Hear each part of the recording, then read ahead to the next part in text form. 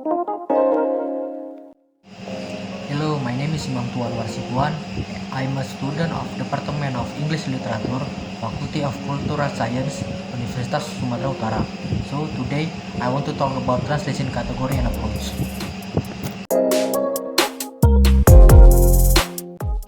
But first, I want to explain about translation. What is translation?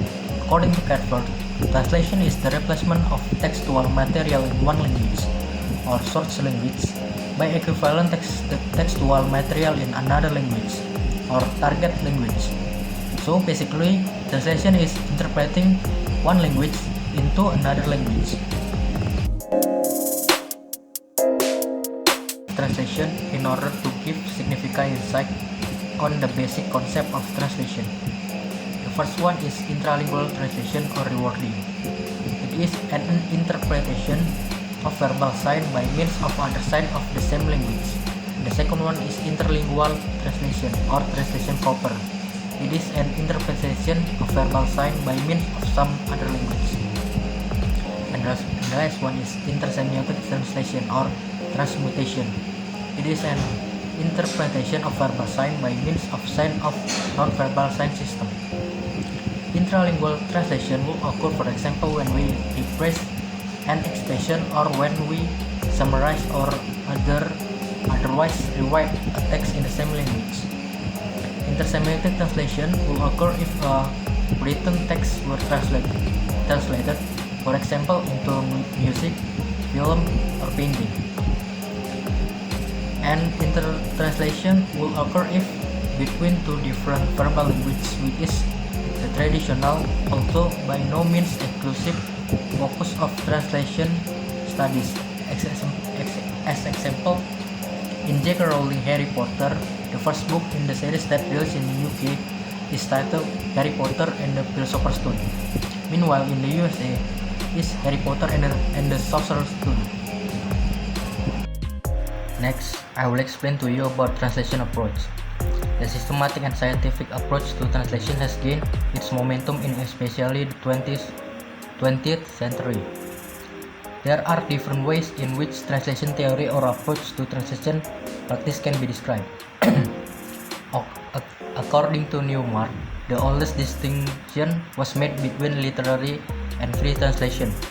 However, in more recent approach by Nida, distinguish between philological, linguistic, and sociolinguistic theories of translation, while Newmark distinguished between a communicative and a semantic approach to translation.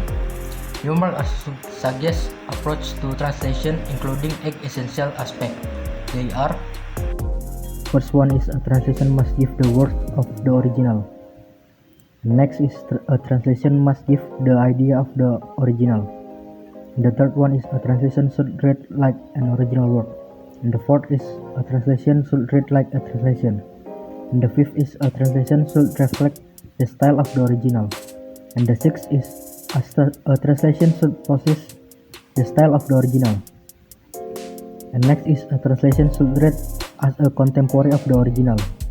And the last is a translation may add to or omit from the original.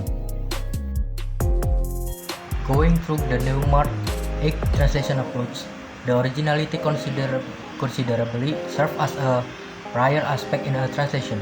However, the notion of originality must be fully understood, as it is sometimes misinterpreted as faith.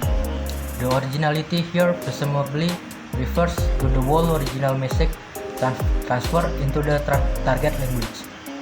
Based on approach to translation described previously, there are 6 contemporary approaches that can be briefly explained.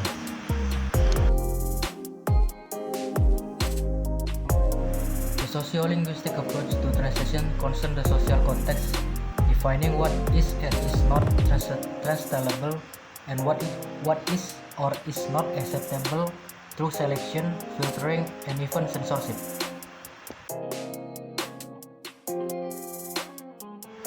This perspective is commonly referred to as interpretive. According to this perspective, meaning must be translated, not language. Language is not more than a vehicle for the message and can be an obstacle to understanding. The hermeneutic approach is mainly based on the work of George Steiner, who believed that any human communication is a translation.